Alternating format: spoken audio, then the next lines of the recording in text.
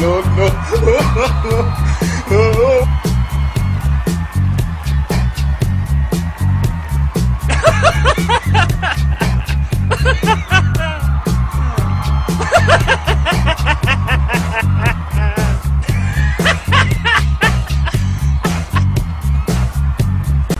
Hey, কি করস? Dance না?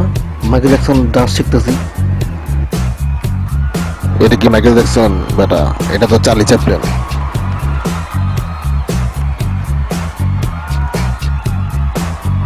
তাইলে কি করুম? এই যে এটা হলো অরিজিনাল মাইকেল জ্যাকসন।